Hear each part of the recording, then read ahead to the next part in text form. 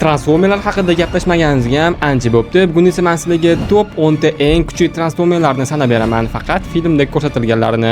Bu top 10likda Unicorn kiradi, lekin Primus kirmaydi, chunki uni filmda ko'rsatishmagan. Primus kim desanglar, u barcha biz ko'rgan transformerlarning yaratuvchisidir. Unicorn esa uning akasi. Assalomu alaykum hammaga. Siz men Film News kanalidasiz. Bugungi videoda sizlar bilan top 10 eng kuchli transformerlar haqida gaplashamiz. Videoni oxirigacha ko'ringlar, chunki video davomida barcha transformerlarning to'liq kuchlarini ochib beraman. Shu uchun videoni oxirigacha ko'rib, videoga hozirdan like bosib qo'ying. Qani unda boshladik. 10-o'rinda Devastator. Devastator Transformerlar 2 filmida chiqqan. Devastator 9 ta konstruksiyon kombinatsiyasi, juda ulkan kuch, piramidalarni buzadigan quvvat, juda katta chidamlilikka ega. Devastator avtobotlar va AQSh armiyasiga qarshi jang qilgan, ko'plab inson harbiy texnikalarini yo'q qilgan va aynan o'sha filmning o'zida o'lgan. Nima uchun 10-o'rinda? Yakka jang mahorati past bo'lsa ham, ulkan hajmi va vayronkor kuchi uni top 10 talikka kiritadi. U ulkan va juda kuchli bo'lgani bilan aqli juda ham past, shu uchun 10-o'rinda. 9-o'rinda Bumblebee. Bumblebee birinchi marta 2007-yilda chiqqan Transformerlar 1 filmida asosiy personaj sifatida chiqqan. Bumblebee juda tez, juda chaqqon, ikki plazma to'pi, qilich, zo'r qo'l jangiga ega. Qisqa qilib mukammal jangchi. Bumblebee mashhur transformerlardan Barricade, Soundwave, Dropkick, Shatter va Scorch bilan jang qilgan va ular orasidan u Soundwave, Dropkick, Shatter, Nightbirdni mag'lub etgan. Bumblebee Transformerlar maxluqlar yuksalishi filmida vaqtincha halok bo'ladi, ammo transfer energiyasi bilan qayta tiriltiradi film o'zida. Nima uchun Bumblebee 9-o'rinda? Avtobotlarning Optimusdan keyingi eng mohir jangchilardan biri va agar Prime bo'lmasa, u sardor bo'ladi. Uning birgina minus tomoni bu uning kichik jussasidir. Agar u Optimusdek katta tanaga ega bo'lganda, Optimusdan ham kuchliroq bo'lardi, lekin shunda ham u bilan tengma-teng jang qilgan, esingizda bo'lsa. 8-o'rinda Shockwave. Shockwave Transformerlar 3 qora oy filmida birinchi marta chiqqan. Shockwave juda kuchli energiya to'pi, driller, juda qalinziq, harbiy strateg jangchi va u Decepticon. Shockwave Optimus Prime va avtobotlarga qarshi jang qilgan va u ko'plab avtobot askarlarini yenggan va ularni o'ldirgan. U filmda Optimus bilan 2 marta jang qilgan, lekin ikkinchisida Optimus uni o'ldiradi. Shockwave Decepticonlarning eng kuchli generallaridan biridir. Boshqa transformerlar kuch, tezlik yoki yetakchilik bilan ajralib tursa, Shockwave Cybertron tarixidagi eng buyuk olimlardan biri, eng kuchli ixtirochilardan biri, millionlab ehtimollarni hisoblay oladigan strateg, hissiyotlarni zaiflik deb biladi va faqat mantiq asosida qaror qiladi. Ko'plab versiyalarda hatto Megatron ham uning ilmiy bilimlariga muhtoj bo'ladi. Filmda u o'zi yaratgan juda ham katta drillerni boshqaradi va katta vayronkorliklarni yaratadi. Filmda 7-o'rinda Scorch. Scorch birinchi marta Transformerlar 6 hayvonlar yuksalishi filmida Unicornning yordamchi sifatida ko'rsatilgan. Unda Unicorn energiyasi juda katta kuch, juda katta chidamlilik, Terror Corn liderlik kuchi bor. U Unicorn energiyasi sabab yengilmas edi. U Optimus, Bumblebee, Optimus Prime'lar bilan jang qilgan va film boshida hayvon transformerlardan biri Appelingni mag'lub qiladi va aynan o'sha filmning o'zida Optimus tomonidan o'ldiriladi. U juda kuchli bo'lishiga qaramay, baribir Optimus, lekin Scorch ham juda kuchli va oddiy Decepticonlardan kuchliroq hisoblanadi.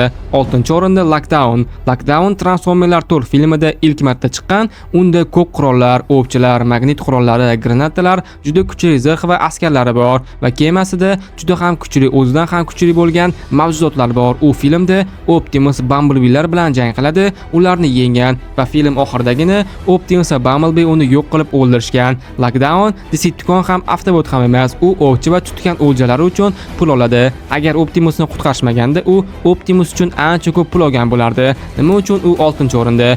Optimusni deyarli mag'lub etgan yagona o'qchi bo'lgani uchun uni 6-o'ringa qo'ydim. Bilasizlar, men filmnews.uz nomli Instagram kanal ochganman, shu uchun obuna bo'lib qo'yinglar. Har kuni 2-3 ta qiziqarli reelslar va videolarni qo'yaman, aniq zerikib qolmaysizlar. Kanal silkasi nomi esa myfilmnews.uz. 5-o'rinda Megatron. Megatron Transformerlar 1 filmida ilk marta chiqqan va u aqli bovar qilmaydigan darajada kuchli. Kuchi Optimusniki bilan bir xil va unda har doim Decepticonlar qo'shini bo'ladi. Optimus har doim 5-6 ta avtobot bilan yursa, Megatron 10-15 ta Decepticonlar bilan jang qiladi, lekin shunda ham u har doim Optimusdan yengiladi. Megatronni juda katta jismoniy kuch, fusion kondon, juda yuqori chidamlilik, riderlik qobiliyati va strategik bor. U juda ham ko'p avtobotlar bilan jang qilgan. Optimus, Bumblebee, Sentinel, Hound bilan ham juda ko'plab почти 60 ga yaqin avtobotlarni o'ldirgan. Megatron Decepticonlarning eng kuchli lideri hisoblanadi. U faqat Optimusdan kuchsiz, qolgan hammadan kuchliroq hisoblanadi. 4-o'rinda Sentinel Prime. Sentinel Prime Transformerlar 3 qora oy filmida ilk marta chiqqan. Uning filmdagi maqsadi Cybertron sayyorasini yer o'rniga joylashtirish aralashtirish bo'lgan. Unda kosmik qilich, kosmik qalqon, Space Bridge texnologiyasi, juda katta tajriba va Prime'lar kuchi bo'lgan. Shu uchun ham Sentinel xoin bo'lsa ham uni yuqori baholashadi. Prime kuchi borligi uchun filmda u Optimus Prime, Megatron, Ironhide va Bumblebee'lar bilan jang qilgan. Ironhide'ni o'ldirgan, Optimusni esa deyarli o'ldirgan, lekin film davomida unga Megatron yordamlashgach, Optimus Sentinelni ham Megatronni ham ikkalasini kallasini olgan. Film davomida Megatrondan ustun va kuchli ekani ko'ringan va yakkama-yakka jangda Sentinel uni yengadi. Shu uchun Megatrondan oldingi o'ringa uni qo'ydim. Top 3talikka keldik. 3-o'rinda The Fallen, ya'ni xoin Prime. Uni biz Transformerlar 2 Fallen qasosi filmida ko'rganmiz. Fallen teleportatsiya, telekinet, juda katta jismoniy kuch, kosmik energiya, Prime darajasidagi jangchi kuchiga ega. Oldin u Prime bo'lgan, lekin xiyonat tufayli haydalgan. Filmda u Jetfire va Optimus Prime bilan jang qilgan va u ko'plab qadimgi Prime'larni o'ldirgan. Filmda bu ishlar uchun Optimus uni yuzini ikkiga bo'lib tashlaydi va o'ldiradi. Optimusni matrisasiz deyarli yenga olgan darajadagi Prime bo'lgani uchun u 3-o'rinda va agar Optimus bo'lmaganda uni hech kim yenga olmasdi, chunki bir vaqtning o'zida o'nlab qiruvchi samolyotlar, 60 yosh tanklarni chirib-ray qilgan va birdaniga kelib Optimusni jonini olib keyin esa ketgan. Taqdir xotirami u Optimusni 5 soniyadan ko'proq vaqt ichida yengan, lekin keyinchalik baribir Optimus uni o'ldiradi. Ikkinchi o'rinda o'sha hammamiz bilgan legendarniy va lider Optimus Prime. Optimus Prime birinchi marta 2007-yildagi Transformerlar 1 filmida ko'rganmiz. Optimus Prime oldin Prime bo'lishdan oldin ismi Orion Pax bo'lgan va asosiy 12 ta Prime'larning kuchi matrisani olgach Prime'ga aylanadi va Optimus Prime nomini oladi.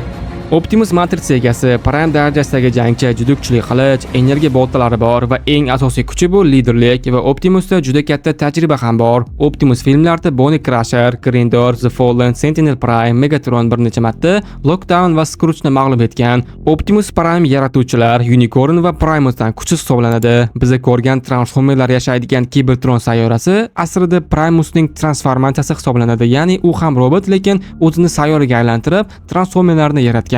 Unicorn esa uning akasi, u ham shunaqa sayyoraga aylana oladi.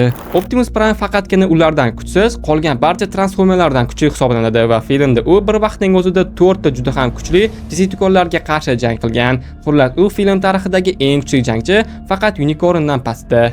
Va bu videoyimizning birinchi o'rinida Unicorn. Unicornni qo'shganimiz sababi uni oxirgi 6-filmda ko'rsatishgan edi. Agar Primusni ham filmda ko'rsatishganda, uni ham qo'shardim. Bu video faqat filmlarda ko'rsatilgan Transformerlar haqida. Unicorn sayyora hajmdagi Transformer, sayyoralarni yeb hayot kechiradi, xuddi Marvel olamidagi Galactusdek. Unicorn kosmik energiyani boshqaradi, telepatiya, xizmatkorlar yaratadi, juda yuqori chidamlilik va juda kuchli transformatsiyaga ega. U va uning jangchilari filmda Optimus Prime, Maximallar, Avtobotlar bilan jang qilib, terror qo'llar orqali ko'plab sayyorlarni bosib olishgan. Filmda shaxsan hech bir mashhur Transformerni o'ldirmagan, chunki hajmi juda ham katta. U Transformerga qo'shib butun bir sayyorani yo'q qila oladi. Nima uchun u birinchi o'rinda? Chunki film olamidagi eng katta va eng qudratli mavjudot, hech kim uning darajasiga chiqmagan filmda. Lekin boshqa multfilmlar va komikslarga qarasak, uning akasi Primus undan kuchli deb hisoblanadi. Bilasizlar, men filmist.uz nomasiz Instagram kanal ochganman, shu uchun obuna bo'lib qo'yinglar. Har kuni videolar chiqadi, ba'zida bir kunda 2-3 ta qiziqarli videolar ham qo'yaman. Zerikib qolmaysizlar. Kanal silkasi opisiyanida, nomi esa manfikrnews.uz. Xullas, agar sizlarning fikringiz boshqacha bo'lsa, kommentariyada bemalol o'z fikrlaringizni bildirsanglar bo'ladi. Bu esa meni top 10taligim va meni fikrimcha to'g'ri tuzganman ketma-ketlikni. Agar Transformerlar olami haqida ko'proq video qilishimni xohlasangiz, kommentariyada Optimus deb yozib qoldiring. Qanaqadir kinokompaniyalardan yoki o'zimga reklama yo'qligi uchun har doimgidek o'zimni necha yil dizaynerman sizlarga tavsiya qilaman. Ya'ni Avnetic dizayneri, adashsam o'rtalar 3 yildan oshiq professional dizaynerlar ham hech kam turda qilinadi va juda sifatli, o'z vaqtida narx ham yaxshi, uncha qimmat emas. Lichka va portfolio kanallarni opsiyasida qoldiraman, bemalol zakaz bersanglar bo'ladi. Bugungi videoda sizlar bilan top 10 eng kuchli Transformerlar haqida gaplashdik. Video haqida va film haqida savollar bo'lsa, kommentariy ochiq bemalol savollarni bersanglar bo'ladi. Oxirigacha ko'rganlar uchun rahmat. Shunaqa qiziqarli videolarni chiqaraman. Shu uchun kanalga obuna bo'lib, like bosib, shunga o'xshagan qiziqarli videolarni o'tib olmaslik uchun kanalga obuna bo'lib qo'yinglar va qo'ng'iroq tugmasini bosib qo'yinglar. Bosib qo'ygan bo'lsanglar, hozircha xayr. Keyingi qiziqarli videolarda ko'rishguncha